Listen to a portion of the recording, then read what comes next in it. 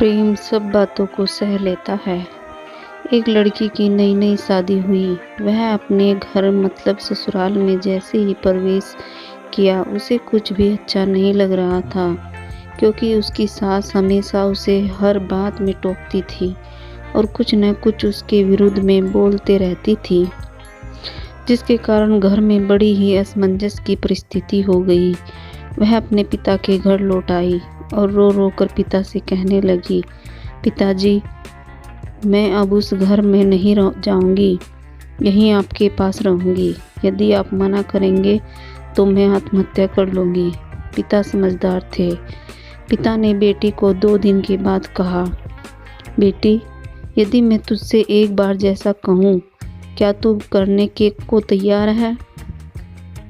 यदि तू उसके बाद भी कहेगी कि तू इस घर में मेरे साथ रहना चाहती है तो कोई बात नहीं। बेटी ने पिता से कहा कि याद रखना, यह अंतिम बार होगा कि मैं उस घर में जाऊंगी। पिता ने कहा, वहां जाकर जैसे ही तुम्हारी सास तुम्हें कुछ बुरा भला कहने लगे, तभी तुम अपने मुंह में एक कुल्ला पानी भर लेना और तब तक मुंह में पानी भरे रहना जब तक सासू माँ बोलना न बंद कर दे, और उसके बाद उस पानी के कुल्ले को नाली में थूक देना और फिर कुछ भी पलटकर मत कहना। बेटी को कुछ समझ नहीं आया, लेकिन बेटी तैयार हो गई। बेटी ने ससुराल जाकर ऐसा ही किया। जब भी सासू माँ कुछ कहना शुरू करती, तुरंत बहू मुंह में पानी भर लेती और बहुत देर तक भरी रहती। धीरे धीरे कुछ ही दिन में सासू माँ का व्यवहार इस बहू के प्रति नम्र हो गया। वो सोचने लगी, कितनी अच्छी बहू है, पलटकर कोई जवाब नहीं देती और गुस्सा भी नहीं करती। अब वो उस बहू को बेटी कहने लगी और उसकी तारीफ करने लगी। कुछ दिन में सासू माँ का प्रेम भरा व्यवहार देखकर बहू भी अपनी सासू माँ को माँ जैसा प्रेम करने लगी और दोनों साथ साथ मार्केट और खरीदारी करने जाती। कुछ दिनों के बाद इस लड़की का पिता अपनी बेटी से मिलने आया।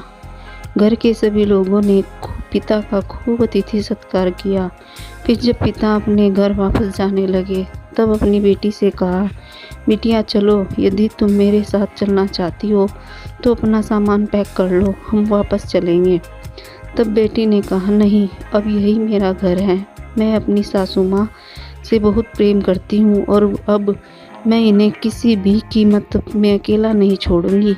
यही मेरी माँ है। पिताजी अपनी बेटी की इन बातों को सुनकर और सास बहू के अटूट प्रेम को देखकर बहुत खुश हुए और बेटी को बहुत आशीष देकर खुशी खुशी घर लौट आए। दोस्तों, कहानी कैसी लगी? पसंद आई तो लाइक, शेयर और सब्सक्राइब जरूर करें। मिलेंगे ऐसी ही एक ज्ञानप्रद कहानी में। तब तक के लिए नमस्कार।